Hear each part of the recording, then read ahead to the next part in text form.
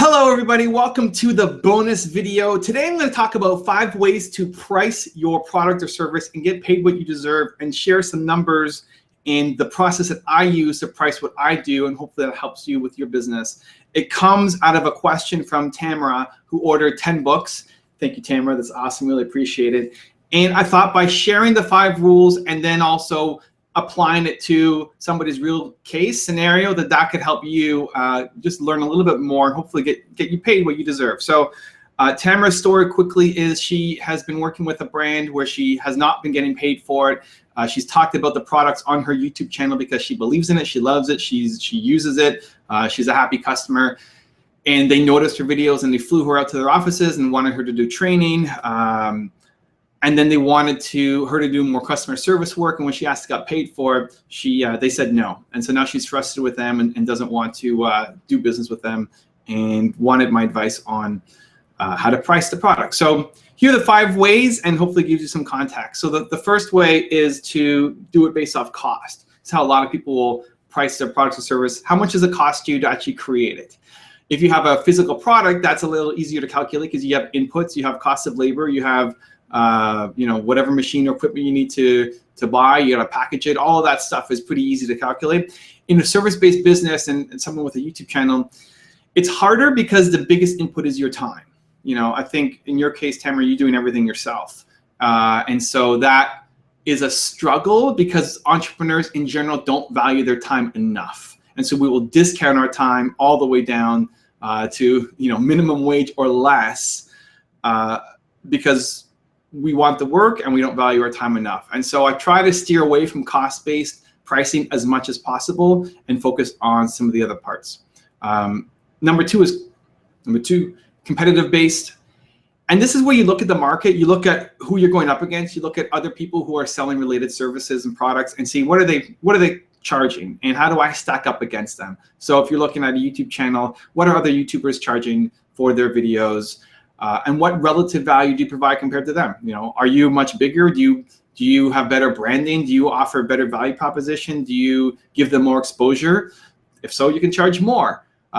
Or are you not as big yet, right? Can you not provide as much value? Somebody's out there charging $1,000 and you look at what they can provide and you look at what you're providing, maybe you can't match up. And so that gives you kind of a general sense of the market and where you fall in.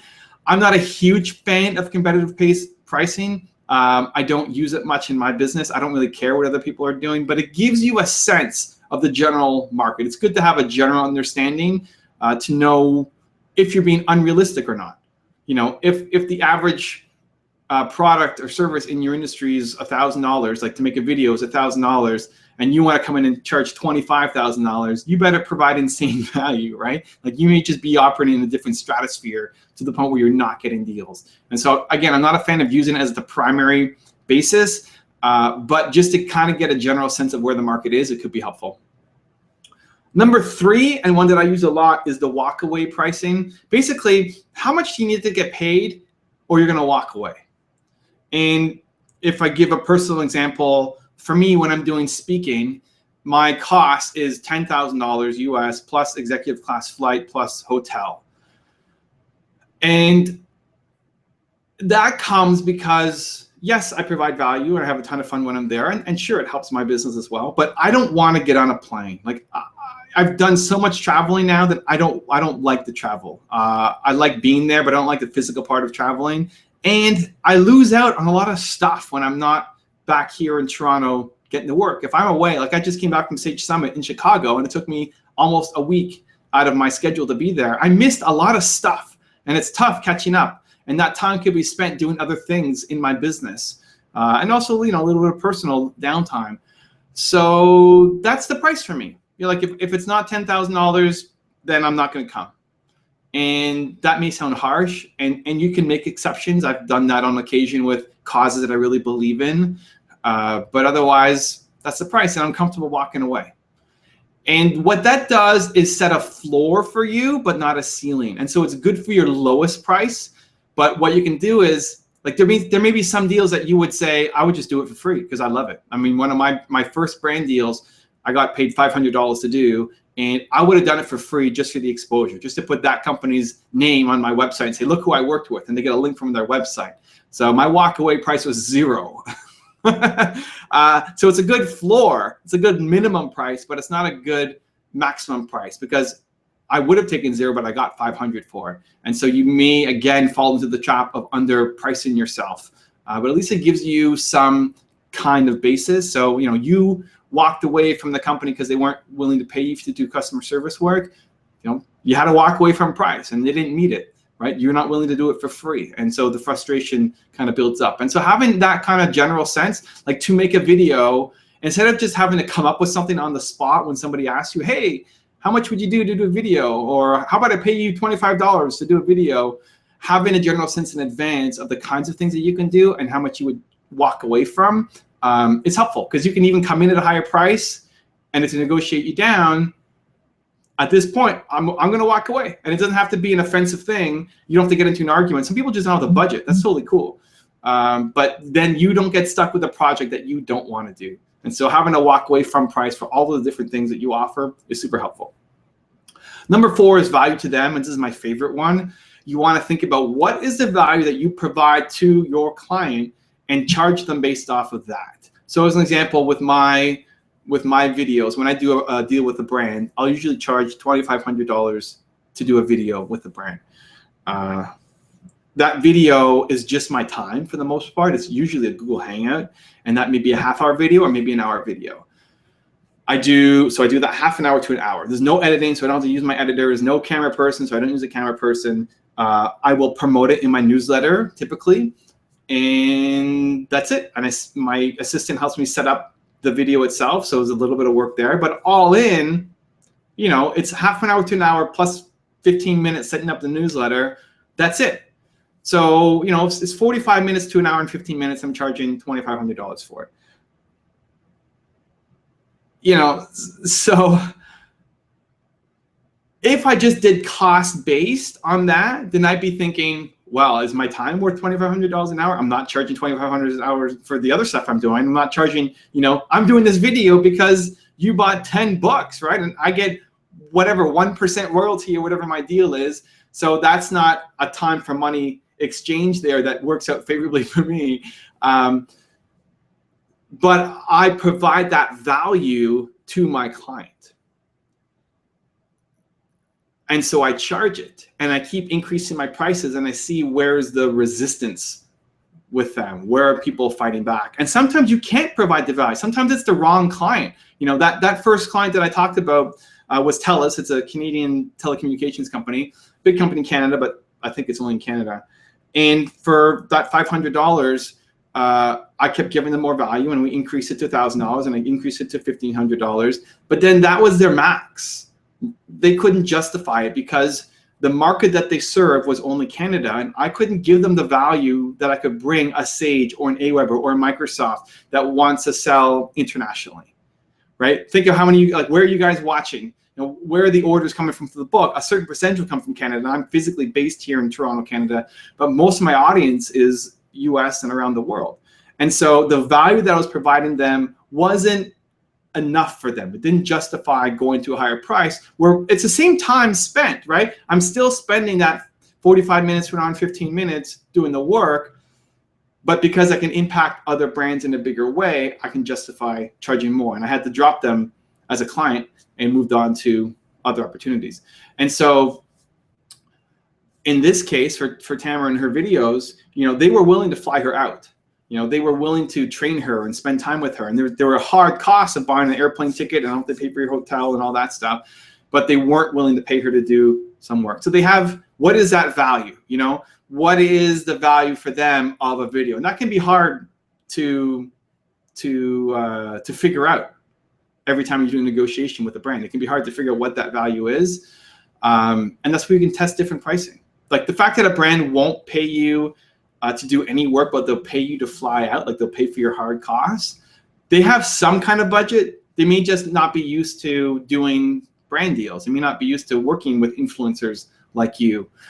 So you can definitely pitch it and say, listen, I know this costs this amount of money. It takes me a lot of time, and I provide a lot of value to making these videos for you, and it's worth at least what it is, $500 to you. And if they come back and still say like, we don't have a budget, you know, we'd love to work with you, but it has to be for free. What's your walk away from value, right? So if it's 0, do you still want to work with them or not? Does it provide any value to you? Can you say you work with this brand and you can then leapfrog, like use their name to go get somebody else because you have some brand experience? Or if they don't give you enough, like if they don't give you value by being associated with them, and then just figure out what your walkaway value is and charge them that. But if it's 0, you know, some companies are just not the right company to work with, and that's okay. I attract a lot of brands who either can't afford me or want me to do things that I'm not comfortable with, and I walk away from that as well. I turn away more deals than I accept. But the best way to price your products or services is based on what is the value to them, regardless of how much time it takes you to actually create. And that's where a lot of people fall into the trap. Say, well, it only costs me an hour of my time, so I can sell that at $100 instead of being able to charge $2,500 or whatever you value your 1 hour of time at. And the last way, the 5th way, is time-based. And introducing scarcity. This is where it's easier for a service than it is a product, because usually with products you can scale up, you can always add more products, but with servicing it's hard to scale up. And so there's limited supply. There's something that's your time. Yes, you can hire people to join your team, but if it's you doing the work, you only have so many hours in a day or so many spots you will promote. And so the more interest you get, the more you can start increasing the pricing. This is what I did and helped me determine the value. I did one thing per week, and I still have this rule of I only do one thing per week. I only promote one thing per week, one brand, one Google Hangout, one product, whatever it is, per week. This is a rule I set for myself. I feel like if I was promoting every day to my audience or multiple times a week, it would just come off as too spammy. And maybe that's a limiting belief for me, but I like the one per week project. And what that helps me do is I only have 4, sometimes 5 spots in a month. So I can only work with 4 brands consistently if that was my ceiling. And so when I get 3 spots filled up, what I do is start increasing my price. So if I'm at $2,500 now and I fill 3 brands up, then that last spot I'll increase. It'll be $3,000. Until I get 3 spots at $3,000, then I'll go $3,500 on the next one. Until I get 3 spots, and just keep increasing your price. And that's how I went from 500 to 2,500. Is I got 3 spots at 500, and the 4th became 1,000. Until you start getting resistance, right? I'm getting resistance. I'm getting resistance now for the value that I provide to a brand. That $2,500. I have 3 brands working with me. So the next one would be at 3,000. I haven't gotten the 3,000 company in. But as I get bigger, as I attract more of an audience, as I attract better brands, then I'll be able to charge more. Or maybe not, or maybe that's the limit. But I'm testing and continue to increase it, right? Where if I came out and said, hey, I'm going to charge $2,500 for a video, I might feel like, oh, I don't know, can I provide that value? Is it worth that much? So the model that I use to sell is not me picking up the phone and not taking out Google AdWords and not doing any of the things I guess most people would do. It's creating the community. The audience, in my case, is the value. And so the more I build up an audience, the more attention that I have, the easier it is to sell, and the more I attract ideal clients to me. So I do 0 outbound. Everything is inbound. Everything is people writing to me to say, hey, Evan, can we work with you? And so what you want to do is become known as the expert in your field. Create content. In Tamara's case, that's YouTube, but for everybody else, it could be newsletters, or newsletters isn't great, actually, it's not public, but you create a blog or Twitter or Facebook or whatever platform best fits your style and your voice. Like video is amazing. I love YouTube, but you have to be willing to get in front of a camera and talk. And for some people, that's super scary and they don't want to do it, but they could write all day. And people are searching for that. So if you can create that content on a consistent basis and be known as the expert, then whatever your audience is, so Tamara's in a really specific niche. So she may not have as big an audience as I do because I cover entrepreneurship, a much bigger niche. But there are companies that want to target that specific niche and she can charge a premium for. So you want to be known as the expert for a category. You know, if you're trying to sell lipstick or cell phones or, you know, potato chips or whatever, I'm not the guy to talk to. I can't help you. I can give you some general ideas, but it's not a high use of either of our time. But if you want to connect with entrepreneurs, I'm one of the best people in the world to work with. And so you want to be that for your industry. And if you're creating consistent, regular content around a subject matter, then there are people whose jobs it is at these big companies to find you. And they will reach out to you and they'll want to make deals with you. And so even if you may not see it happening yet, if you keep on being consistent, I make 3 videos a day, right? I mean, you may not be able to keep up with that consistency, but look back on my channel, I haven't really had a gap where I wasn't producing content. So if all you can do is 1 a week, do 1 a week and be consistent, 1 a week, and then try to get to 2 or 3 a week and be consistent. It'll have a huge impact on the momentum that you build and the traffic that you bring to your site or to your channel or to your social media places, and that will help you be able to sell more. So those are the 5 ways that I have used and other people use. Again, I wrote them down. So cost-based, how much does it actually cost you to make? 2 is competitive-based. What are the competition charging? How do you stack up? 3 is your walk away from price. What would you just walk away from? You're not getting enough value from it, just not worth your time or investment. 4 is the value that you're providing to them, which is the most important one and hard to figure out, but that's the best one to do. And 5 is time-based. If you force restrictions on yourself that you only sell a certain number, then it's just supply demand. Supply is cut, as demand keeps going up, then your prices keep going up alongside. So hopefully that helps you, Tamara. I'd love to hear what you think. If you want to leave a comment below to share. And thank you again for buying the 10 books. That means a lot to me. It's helping me get closer to my goal of reaching 1 billion entrepreneurs and making this book a success. And hopefully the 9 other people that you share the book with will also be impacted. I'm super proud of the book. It's something that I put a lot of love into. And I think the people who read it and go through it will have a profound shift, not just in their business, but their life.